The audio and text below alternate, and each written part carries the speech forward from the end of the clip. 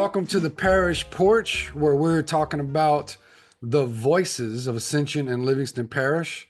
It's your voice, so speak up. And we got Brandon Lewis today, a lifetime resident, graduate of the great Santa Maria High School, which I learned recently is one of the top high schools in the nation. Someone told me that, and they said it with confidence.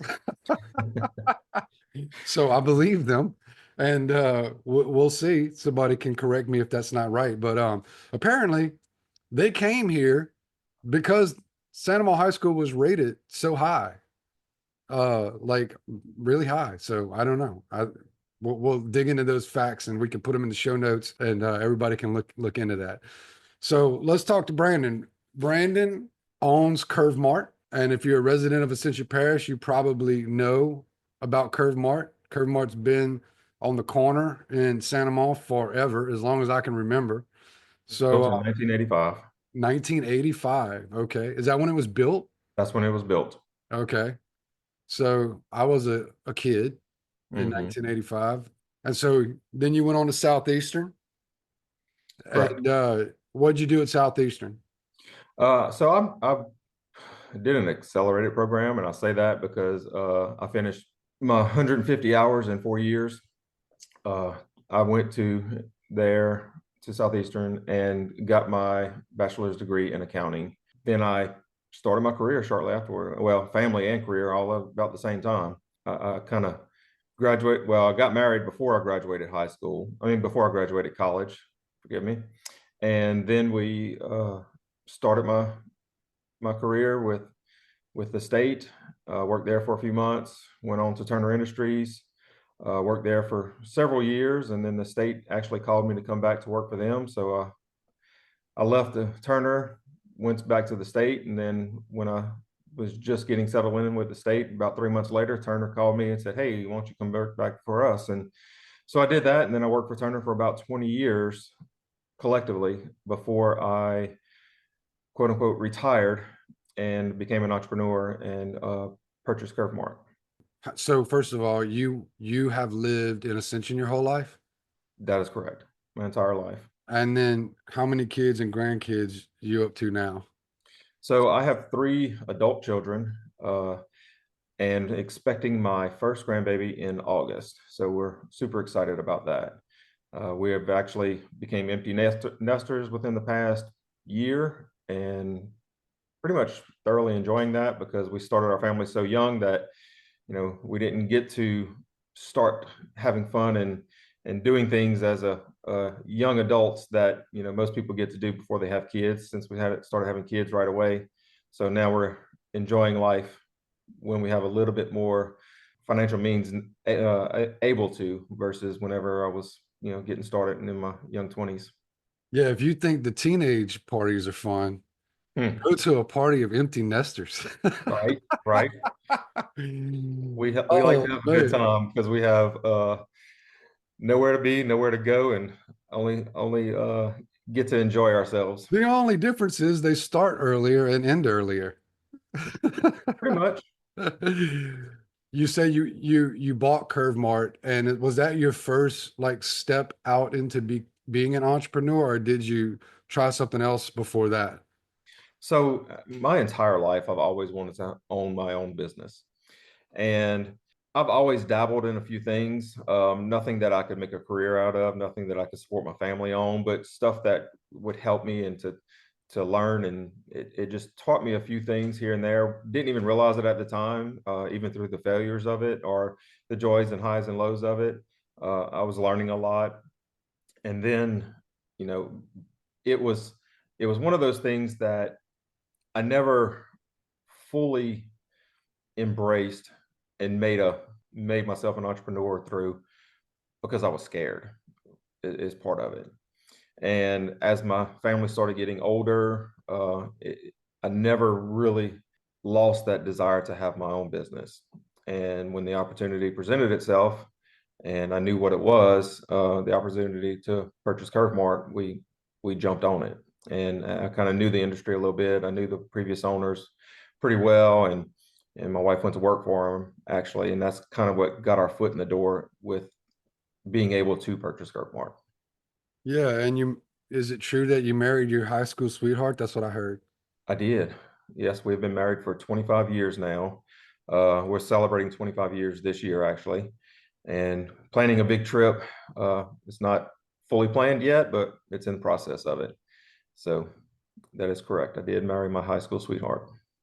That's quite an accomplishment for the 25 years of marriage, like quite an accomplishment and like what a great example to the community. So hats off to you guys for Thank that. you. Thank you. And how long ago was it now that you bought Curve Mart? So it has been 3.5 years. In June, we will make 4 years. What's like the heart and soul of Curve Mart? Like what's the spirit?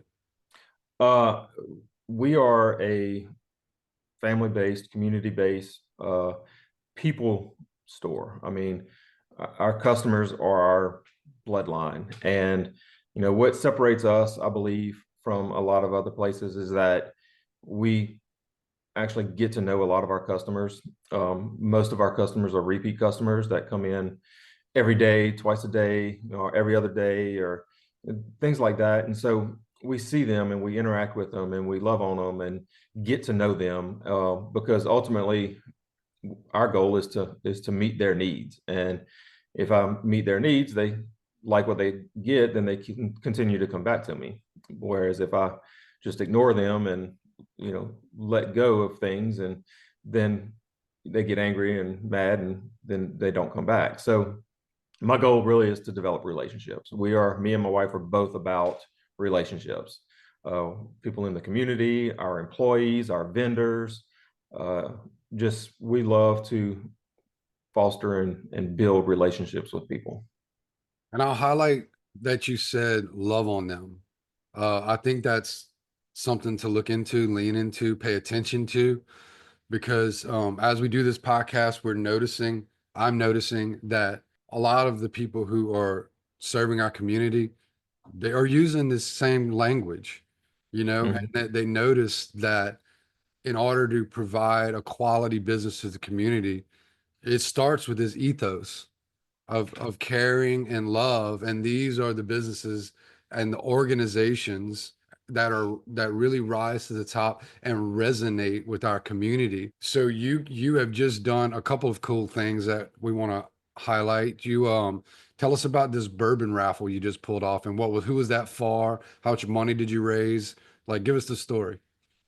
Okay, so one of my things is, I tell my customers a lot of times, I say this and I mean it. I got into bourbon. So one of the reasons I purchased my store is to support my habit.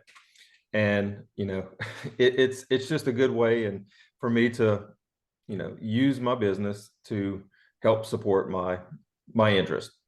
But you can only drink so much. I mean, I don't drink to get drunk. I drink to enjoy myself. I drink to drink with other people and collaborate with them and hang out and just have a great time with them and enjoy ourselves while we're doing it. Well, can I interject a word? Absolutely. How about connoisseur? Yes. I would say that. Yes. How about a taster? You're a taster. I do. You know all the Love different taste. flavors. Well, I'm still refining my palate. There you go. I'm relatively young into it. I kind of got into it shortly before we purchased our store. And bourbon It's is your jam? it is. Okay. I really like corn whiskey, and bourbon. So all that to be said is that I've grown let's just call it the liquor selection in my store really because of the demand from our customers in the area. I mean, we have places around and other locations where they can get their stuff, but it's not always convenient. And so I try to get something in there that was convenient for our people. As the plant workers are coming home, they just kind of take the right through the curve and just keep taking a right into my parking lot and find what they're looking for, go home and relax. I'll talk to them a minute or two while they're there, and then move about our way. So that's what started that part of it for me. In building it, I've been able to acquire a substantial amount of good bottles, let's call it highly allocated bottles. just different things that people are wanting, and trying to figure out how to distribute those bottles has been somewhat difficult. So I came up with the idea. I shouldn't say came up with. I decided that I was going to take what I was able to get and acquire and try to give people an equal opportunity to be able to get it. And so I decided to do a raffle. And when I decided to do a raffle, there's all kinds of different, say rules and regulations and different things involved with it. What I decided to do was to pick a charity for it, and a charity that I thought was a good charity. I mean, there's so many great charities in this area, but I wanted something that I could get behind, something that I thought was meaningful, impactful. I just appreciate our veterans. I appreciate what they've done to us for this country, the things that they've gone through in order to serve for us, and the traumas that they've gone through and stuff like that. So I decided that I wanted to use the benefits from this raffle to support the local VFW. I know the commander who runs the facility. We went to school together, played ball together, and known each other for quite a while. And I talked to him fairly regularly. I say every month or so. And in doing so, I know what benefit that they're doing for the veterans in this area. And so I felt it worthy enough to reach out to him and say, hey, I would like to hold the benefit in honor of the veterans in this area and give the proceeds to the Gonzales VFW. So you talking about some choice bottles. So Yes. give us an example of what that is that you got over there at the store. Well, in this past raffle, we had, a couple of different Pappy bottles. We had some Handy bottles, some George C. Stagg bottles, a lot of other bottles that are not necessarily allocated, but are very difficult to get. And like there was a Jack Daniel's Coy Hill bottle that was in there, some single barrel bottles that were in there, a lot of Weller bottles, a lot of things that people know and like and try to and want to get, but it's just because of the way that they're distributed. They're not distributed in masses, and you can only get a couple of bottles a month or a couple of bottles a year, even of some of these items. And you gave some of that away, some of that hard to get stuff. I gave people the opportunity to be able to purchase those bottles. So we held a raffle where they had an entry fee into the raffle, and the entry for those proceeds went to the VFW. Okay. And we pulled names, and then when we would pull the name for the person, they would have the right to purchase a particular bottle. Ah, okay. At the moment, what's your favorite? What's your favorite bourbon? Well, my favorite distillery is Heaven Hill, and I really like Elijah Craig Barrel Proof. You guys, how much money did you end up raising for the VFW? So we set a goal to raise, as much as we can, obviously, but I figured it was just going to be a few $1,000s, and it ended up turning out to be, after we covered all of the expenses associated with the raffle, we ended up able to raise right at $5,500 for the VFW. So I was very pleased with that number. That's a yeah, that's a good bit of money. And so what are some examples of what they would use that towards? In talking to them, they use it to help support local veterans in this area, and serving them in this area, all the needs that the veterans have.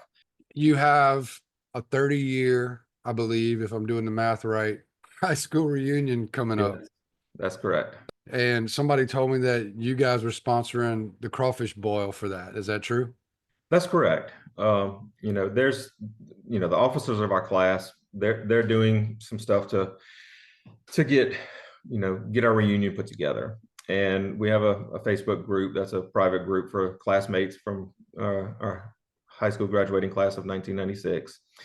And we are they were throwing out ideas and different things about where to host it and what to do and how we're going to do it and how much is it going to cost and where's the venue going to be and stuff like that. And so they decided that they wanted to hold a fundraiser to help offset some of the cost of the class reunion so that it wasn't as expensive for people. But also, not just that, they wanted to raise money for the local high school, Samuel High. And as well as that, we've had, we're getting up there in age. I mean, we're not old, but we're getting up there and starting to encounter problems and starting to, life is starting to, get to us. And several of our classmates have had to use the services of a cardiologist. And so it was decided that they wanted to use this fundraiser to raise money for not only San Animal High School, not only to pay for some of the expenses of the reunion, but also to give to the American Heart Association. Well, if this episode is going to go out before then, well, our producer will reach out and get links and everything that's needed to be able for the public to come by and support that on April 5th. And if we don't, and the episode comes out later, what do you have coming up in the future? So in the future, I announced actually at my bourbon raffle that we are going to be doing another uh, birthday bash, let's call it for now, in June for when we turn 4. And I'll be doing a small bourbon raffle, or not really a raffle, but more of a drawing that day. So I'm going to be doing a drawing where I'm actually going to be giving away a bottle of Old Forester 2024 Birthday Bourbon. So I was able to get one bottle of Old Forester Birthday Bourbon, and I decided that I was going to give that away as a birthday present to one of our lucky customers. Oh wow, what's that cost on the street? Uh, I Bottle think like that. I think it retails for a couple $100, maybe Okay. $400. Oh, But $400. Okay. the secondary price for it is considerably higher. So that's a pretty expensive gift there. All right. I thought you was getting, I mean, even $200 is like, well, that's a good bit. Okay, but $400, that's expensive. Um, Well, getting some of our vendors involved as well, and we'll be giving away several other things. I don't have a complete item list yet, but usually our vendors step up and donate a lot of items too. In the past, we've been able to give away boiling pots and ice chest and other goodies out there, and so I'm going to be, or I'm in process of acquiring several of those things as well to be able to give away when we do that birthday bash as well. I was drinking one night at a whiskey bar, and I almost bought $1,000 bottle of something. I don't remember what it was, but like right at the last minute, I was like, you know what? I don't know, man. I was like, I was all into it, and they were like, "Oh, we're giving it to you," and I was like, "What about a shot?" And so I ended up drinking. I ended up just getting a shot of it for $100, Uh-huh. and that would have been by far the most I've ever spent. Second to that would have been, I think I spent about 300, maybe $380 on a bottle as a gift one time that I Hmm. gave someone for Christmas. But my normal go-tos are under $100, that's for sure. Well, as an everyday drinker, you want it to be something that's one that's obtainable, but two that's not, really expensive because if you're drinking a lot of it Yeah. through time, it can get costly if you don't. But in this whole, for me, this whole bourbon craze stuff is not just about the juice, but it's also about the friendship that comes along with it. Yeah. It's I don't drink alone. I shouldn't say don't. Very rarely do I have a glass alone. But it's about the camaraderie. It's about the relationships. It's about, getting together and cutting up and telling stories and having a good time, all while, you have a glass in your hand of your choice that is just allows you to enjoy yourself and relax and just, that's what it's about for me. Do you guys do any specialized cooking at Curve Mart? Like you make anything that's kind of unique to the store or We do actually. So one of the things that we do and produce there, we'll actually have it produced by someone else now. We were doing it all our own, was our seasoning. We have a recipe for our seasoning, and we were in the past we were measuring out the ounce of this, an ounce of this, an ounce of this, and so forth, and blending it ourselves, and that became too tedious to do it in small batches and supply the needs that we have. So we actually started outsourcing our recipe to another person who can do more of it. And with that seasoning, we season all of our products there, and we also use it to make our own boudin. We make boudin in our store once to twice a week, every week. Sometimes a little more, sometimes a little less, just depending on the time of the year and the demand for it. how Um, can somebody order some boudin? Really, it's just you got to stop by there. You gotta stop by. Do It's you always guys ship available. it like for people who don't live here anymore, like ship it out? I am technically not allowed to do that. Okay, okay, Yeah. okay. I don't have the FDA regulations to be able to distribute it. Gotcha. Only thing I can do is sell it in my store. In your store. Okay. But I Okay. can't prevent you from grabbing it and sending it to someone else. Right, right, right. That makes sense. Okay. In which case, you just use a styrofoam ice chest and some dry ice. Yeah. So you guys are you're making boudin at the store and you have your own seasoning blend. Correct. And the seasoning blend is like good for like whatever, chicken, put it on beef, put it on what, it's just kind of one of those Cajun seasoning blends. It is. It's basically hate to use the term, but I'm gonna use it anyway. But like a Tony Sassery, Okay. it's kind of like a Tony's, but we don't have to put as much, or we don't put any MSG in the products, so that it will cake up a little bit here and there. But I wanted something that didn't have that in there, and Yeah. but it's basically that. But it's something that I created. Well, inherited a recipe and then modified that recipe to my liking. And so it's got a little bit of spice to it, a little bit of other good seasonings to it as well. But we use it on just about all of our products. If we need to Yeah. add seasoning in our store, we use it. So we use it on chicken, we use it on pork. We don't really serve beef there, so I don't use it at my store on beef. Mainly, we use it for chicken and pork. But yes, you can use it on beef. You can use it on fish. It's a powerful seasoning. So what you would normally use for any other seasoning, you have to use a little bit less than. Yeah. Otherwise, it can overpower things. Is that purchased only in the store? That is correct. I have it in the store. Currently, I have it in bags, like 2¼ pound bags, because that's what my recipe calls for. But I'm in the process of trying to actually put it in those little shaker cans to make it a little bit more appealing for a retail location. Yeah, I can see that because you got to put that in your pantry, when you bring it Correct. home. Yeah. Let's talk about family and kids a little bit and all that. So, can you think of any like really heartfelt or moments that, the community stepped up? What are some things like that your kids were a part of, like maybe organizations, groups that maybe Oh, like help them stay on a good track, that are, either our school system that had, maybe one program that really stood out to you, something like that? okay, okay. So, when our kids were younger, they really did, we tried out the little dance route, we tried the T-ball route and baseball, stuff like that. And it was good for them because it taught them a lot. And one of the things that, we instilled with them during that time frame is that when you commit to something, you're going to do it, you're not quitting. If you don't want to do it again next year, then that's fine, but you're going to continue with it and you're going to finish it this year. So that's helped them out as well. High school sports is some of the things that my kids were involved in, some more than others, and various different things. But and outside of that, we've been really a family where we just built and harvested relationships with people. We didn't do a whole lot of extra community things that sports wise.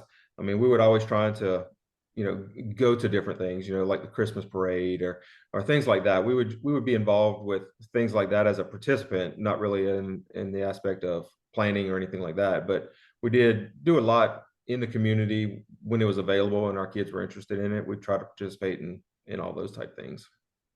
So, I think one of your kids went through the early college program in Ascension Parish. Did just one of them go through that, or all of them? Yes, yes. No, my oldest one went through that. It was a relatively new program actually when she started it. Yeah, I think there's been a lot of changes to it since.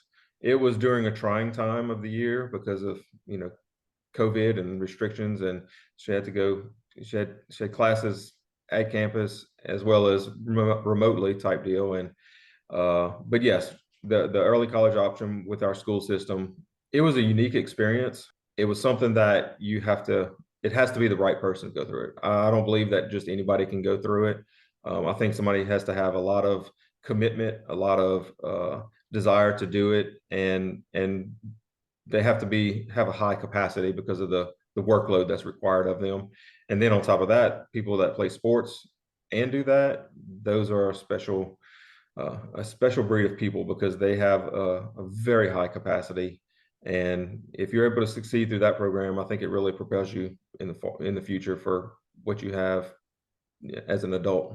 you plan on holding on to the store for a number of years, and or what is your plans with the store? Kind of like, let's say, 5 years out. So, I mean, I love the store. I love the atmosphere there. I love the people. I love the just the employees that I have.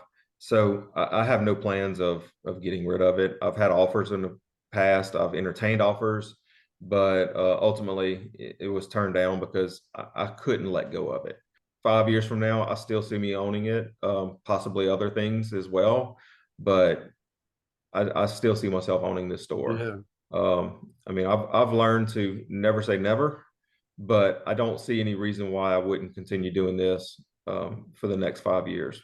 What's something about you, your family, your wife? I'm gonna throw her in the mix. Do it. That something that we don't know, something that we'd like to know. Something that you don't know, man. We are pretty much an open book. All you have to do is ask, and we're going to tell you. Probably tell you too much. Well, you guys vacation a lot, I was about to say yeah. that you may not know about it is that we like to vacation. However, it's it's pretty known if you know us at all because you'll see pictures from my wife posting on Facebook, and it's usually the joke around is when did you come back and where are you going to next? That is really our the only hobby that we have is traveling. I mean, developing relationships and things of that nature. I mean, that's fun for us and that's business also. But it outside of that, I mean, I don't really hunt, don't golf, don't fish. I enjoy those things, but I don't do enough of that to call it a hobby. The hobby that we do have is travel. One of my sayings I had heard a long time ago that I really like and that we kind of live by is traveling is one of the only things that you can purchase that makes you richer. Um, Mm. just developing culture, seeing the cultures of people, just when you go to different places and really not some of the just commercialized places, but some of the places that when you have the ability to talk to some locals and really have a conversation with them, and you learn that your little secluded world here is so much different than theirs, and some of those cultural things that you learn is very enriching to us, my wife and I. How deep do your roots go here in this community? Like, way back, grandparents upon grandparents, or did your dad move here, or mom, or like, how long has your family been, a part of our community here? So my mom's family has been here for I don't even know how as long as I know. Um, my mom was originally a Martinez. My dad's family actually came from Livingston Parish, which borders Ascension, so not very far away. So in this area, from my recent knowledge, I mean, it's always been here in Ascension slash Livingston. I'm sure, you know, generations upon generations ago, it may have been something different, but I haven't done enough research of my family history and my family tree to know where my ancestors came from and lived at before they came Yeah, here. yeah. I'm just curious, I mean, see. I would say at least 3 to 4 generations have been before me have been here in Ascension or Livingston. Yeah. Well, what can people do who want to support your business, get involved with the things? What's the best way to get in touch with you? The best way is, obviously stop by the store. I mean, that's a great thing for us. But to contact us, I mean, give us a call, message us on Facebook. We do a lot of Facebook activity, just trying to keep it out there. It's one of those platforms that I use that I think I have a decent following on there, and we're able to get information out that way. Um, and then once you do that part of it, actually the biggest thing is just word of mouth, getting us out there. I still have people where our location is a great location, but it's kind of on the side of Ascension where it's closer to Livingston, and a lot of people are on the other side of Ascension, and it just feels like it's way out of the way, but it's really not that far. And we offer a lot of stuff that's not just a convenience store there. So word of mouth goes a long way, and just telling people about your experience there and what you like about it and what you don't like about it, and that's one of the biggest things that helps support us. So that's Curve Mart on Facebook. Follow them on Facebook. The store is at the corner of Highway 431 and 931 in Santa Monica. And Correct. I tell you what, with that one, I think we're gonna say we sat on the porch, we had a conversation, we learned about Curve Mart, we learned about Brandon Lewis. This is our voices here in our community, and we're highlighting people giving back and people doing interesting and fun things. And look up the show notes, find out more about the stuff that Brandon's got coming up, and we're going to call it a day. It's your voice, so speak up. Thanks, James. Thank you guys so much for listening to the Parish Porch. We want to continue bringing this content to you. And if you had fun and you enjoyed the story and you learned new things, please consider supporting our show by clicking on the support show link, which will be in the show notes. Support show link. That'll help us keep rolling. That'll help us keep going. It'll be a fun journey as we grow. If you want to talk to us directly and maybe become a guest, email us at parishporch@gmail.com. This show is sponsored by JW the Builder, a licensed general contractor with a roofing division. We're doing roofs all over Ascension, Livingston, and East Baton Rouge. And we have another show called the 90 Up Challenge podcast, where we focus on real estate investing, growth, sales, personal growth, and business entrepreneurship. Last but not least, it's your voice. Jump on the porch and speak up.